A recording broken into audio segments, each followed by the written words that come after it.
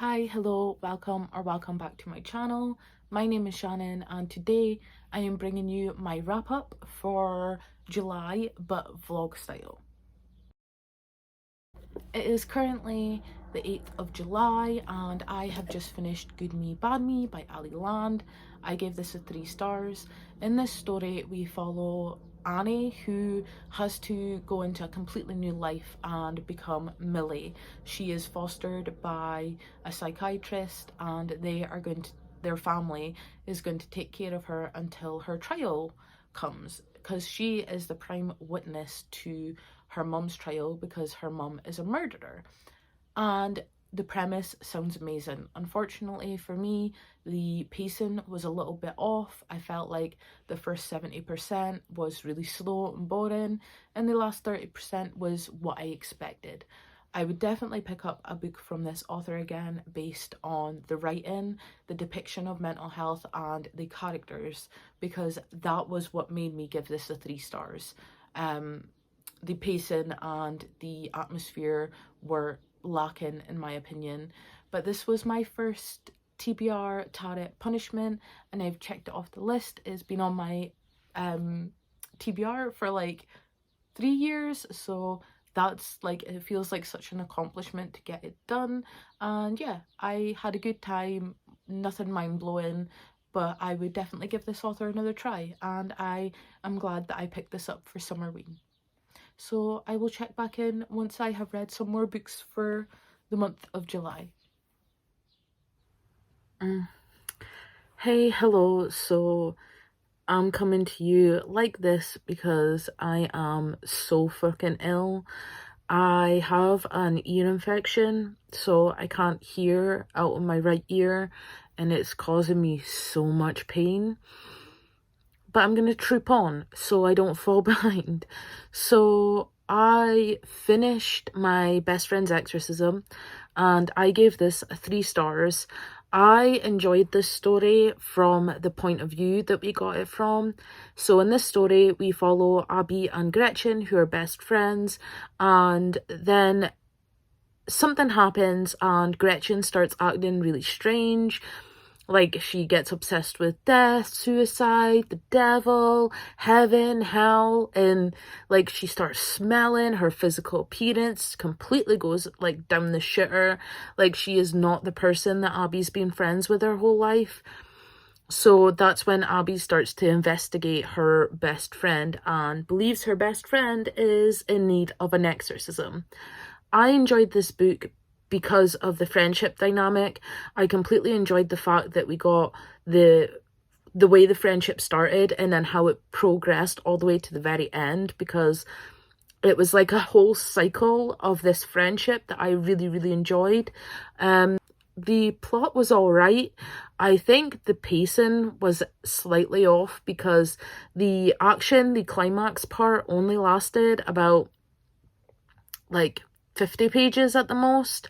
Like, it felt like a lot of build up for very little payoff, but I get why it done that because it squeezed in something extra at the end, which I appreciated. So yeah, I had a good time with this book. I will definitely be picking up more of Grady Hendrix' work in the future. I own the Southern Book Club's Guide to Slaying Vampires. So I think that will be the next book that I pick up by this author.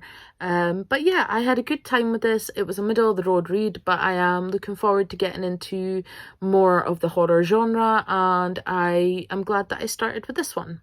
So I'm gonna go die miserably now and hopefully try and read, if the pain is not too much. Wish me luck. I am here to update again because I finished Mexican Gothic by Silvia Marino Garcia and I gave this a 4 stars. I really enjoyed this. This is another horror book. I read this again for Summerween. There will be a link in the description of all the vlogs for these books so that you can see my experience as I read them or hear in more detail about how I felt about them. But in this story we follow Naomi, who is a socialite who wants more for her life, really, her future.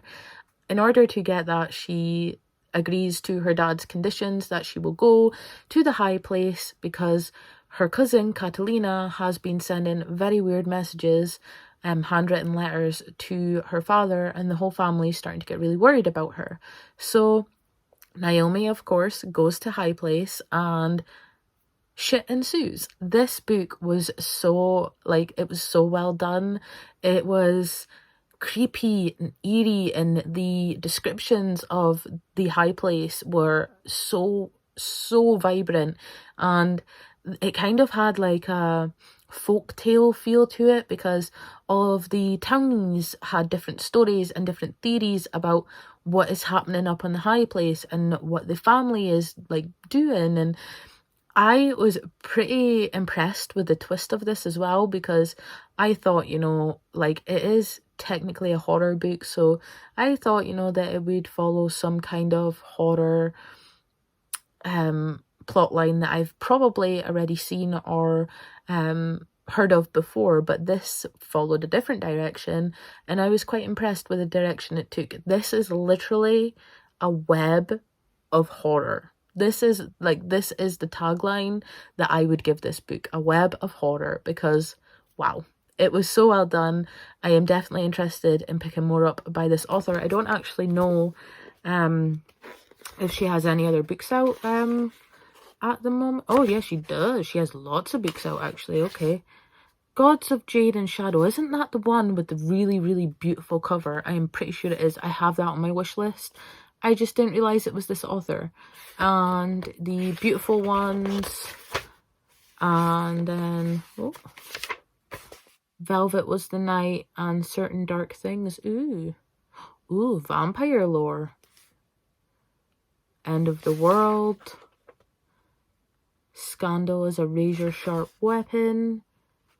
And a coming of age tale, fantasy novel. Okay, so yeah, I will definitely be picking up more by this author because this was a 4-star read and I had a great time with it. I will check back in once I have read some more books. Hi, hello. I am back because I have finished another book and I am so happy because it seems that I'm having quite a good reading month, so yay. So I read Close Your Eyes by Nikki Cloak, and I actually read this for like a secret TBR, so there will be a video coming featuring this book, but I'm just going to tell you quickly what this is about and how I felt about it. This book centres around a group of teenagers who are at school and they are studying to get their college applications in and looking forward to the future. But things go really wrong when a school shooting takes place and one of the people from the group is to blame. And this was a hard read because of the topic matter, but it was a 3 stars. I did enjoy it. I enjoyed the format that it took. It was told past and present, and also with interviews and group chats and points of view from all of the characters that were in the friend group. So I really did enjoy that, and I'm glad that I gave this author another chance because this is my second book from this author. The first one I read was Toxic and I did not enjoy it, so I am glad that I gave this author another chance. And yeah, I am glad that I read this. I read it in 2 days, so it was a really quick read. I probably would not recommend this simply because it's got a hard subject matter. The format will not be for everyone, and I think that it could have been done slightly better. So I probably wouldn't recommend it, but I am glad that I read it and gave this author another chance. So there's that. I also have another book to update on because I feel like I'm killing it with the reading lately, but just not my TBR. Like normal. So the book that I'm going to talk about now is The Bridge Kingdom, and I loved this. I picked this up on a Riley Marie recommendation because it was enemies to lovers and I thought I need some of that in my life, so I picked it up and I am pretty much blown away with how much I liked this. In this book we follow Lara, and she is one of 12 siblings, and the 12 siblings are all sisters, and they have been kept in isolation in order to become assassins, and their goal is to assassinate the king of the Bridge Kingdom, because the Bridge Kingdom is the main kingdom that supports trades from all of the surrounding kingdoms. So in order to get goods and services, they need to go across the bridge, and the bridge is ruled by the king Aren of the Bridge Kingdom, and their whole motto is to be neutral between all kingdoms. But there was a peace treaty that was taken in 15 years prior that the goods would get to where they need to go, and in order for the peace to continue, the Mandrinian king, which is Lara's father, will give Aren a wife, and that would be like the peace for both of the kingdoms.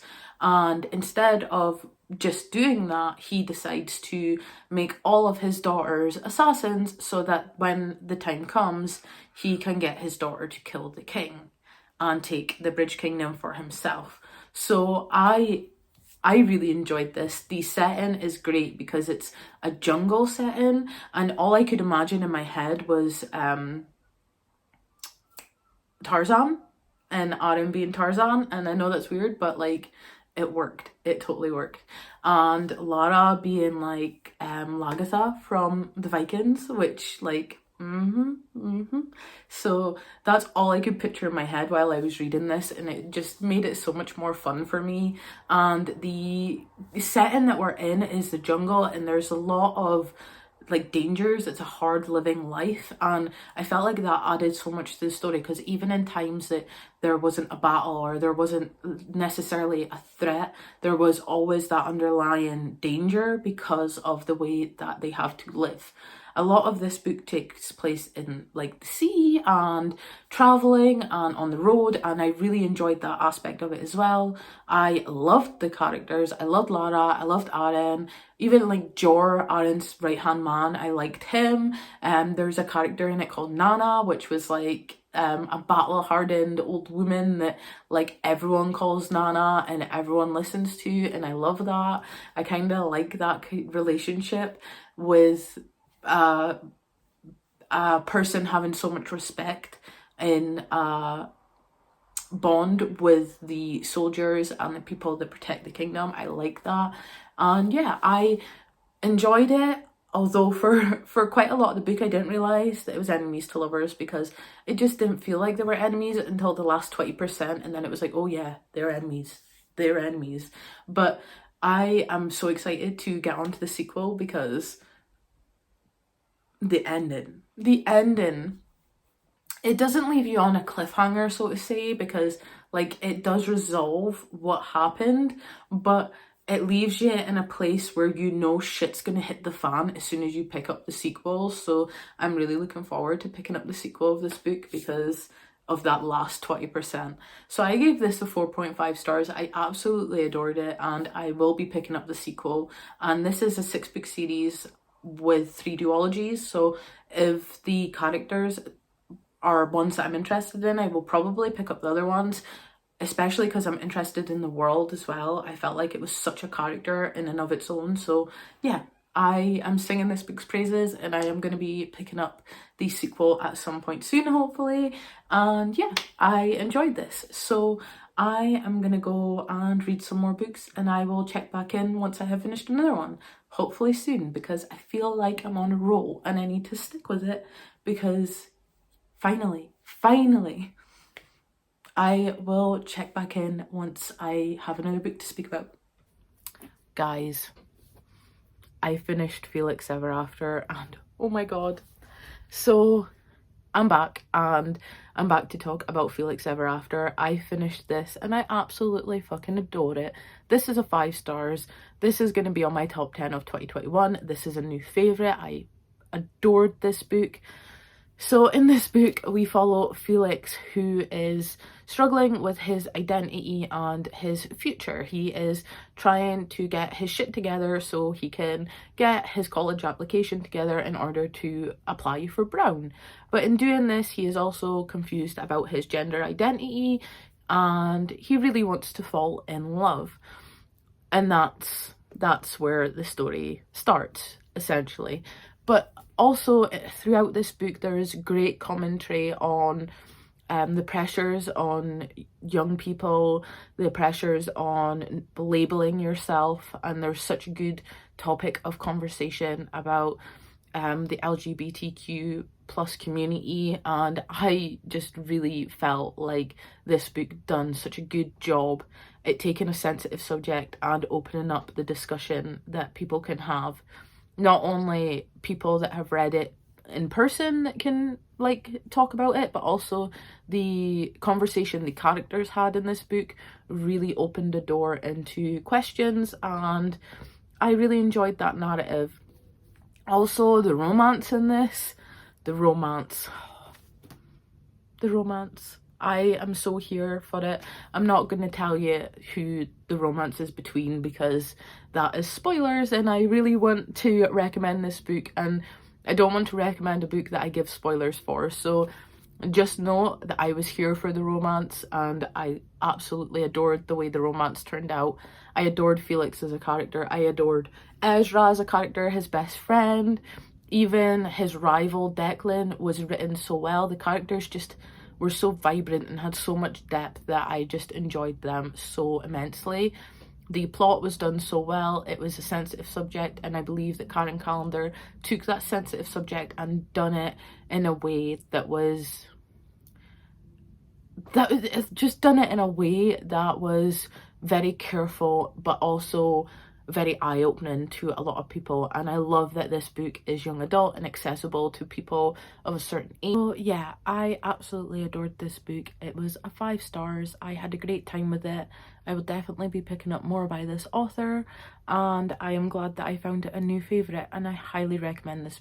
So I'm back, and I'm back with a little bit of sad news because I recently said that I was reading Witches Steeped in Gold, and unfortunately I have decided to DNF this book because I am not having a good time with it. So I got to page 120, which I think is a reasonable amount of the way through to say that I'm not having a good time with this book. So the story is alright, but I feel like in the first 100 pages there was a lot of information dumps, and the information dumps weren't actually doing anything because I still was really confused about the world and the magic system. There is also a language in here, and I don't obviously mind made up languages or foreign languages in my books, but I need context with the language because I don't want to feel like I've been taken out of the story because I don't understand a word. And unfortunately, this book just didn't give enough context as to the language that was used. So that, on top of the fact that there was a lot of information dumps and the world wasn't completely built up in a way that was accessible in my mind, I just feel like this isn't a good way to push myself through because I don't want to end up in a slump. I just came out of a slump and I don't want to go back into one, so I think I'm going to DNF this for now. This will potentially be on a these books will self-destruct in 12 months video, so if I don't read it in a year then it will be unhauled. I am so sad that I didn't have a good time starting this book because it is absolutely beautiful. This is the Fairy Loot edition. The fan artwork and the just in general the sound of this book sounds so amazing. I can't because if I force myself through this I can potentially end up in a slump, which I don't want to do because my reading's been pretty decent this month. So unfortunately this is a DNF for now. I am here to wrap up the final book of the month for July. It is the 8th of August. This is super late because I was reading An Enchantment of Ravens, and I started this in the last couple of days of July, and it has taken me to the 8th of August to decide to just DNF it. I know this is my second DNF in a row. I don't know what's wrong with me. I feel like maybe I am coming up to a slump, or I'm just being a moody reader and the books that I'm picking aren't matching my mood, because I tend to do that a lot. I had previously picked this up and got to about the 100-page mark and I put it down. So this was my second time trying this book, and unfortunately I got to page 208 and I'm not bothered. I just don't care, and I really wanted to like this, but unfortunately I'm just deciding that it's a proper DNF and this will be going on my unhaul pile. I've tried it twice, I've had no luck. I don't care. So yeah, it's sad that I'm DNFing books, but this one is just a DNF will not return, and hopefully Witches Steeped in Gold will return at some point because I would like to give that a second try. But that is all I have for you in this July wrap up. That is my thoughts on all the books that I read throughout July when I've finished them. I feel like this is such a fun way to wrap up my reading month because you get my on the spot reaction and opinions. It's all fresh in my mind as well, so it doesn't come to the end of the month and I'm scrambling for things to say in short sections, whereas here I can just say what I want to say and just keep adding as I finish books. So let me know down below what you thought of this wrap up. Do you like this style? Would you like me to continue? I will probably make a few and see how they go. And yeah, have you read any of these books? Let me know in the comments down below. Subscribe, like, and I shall see you next time. Stay safe, happy and healthy, and I shall see you next time. Bye.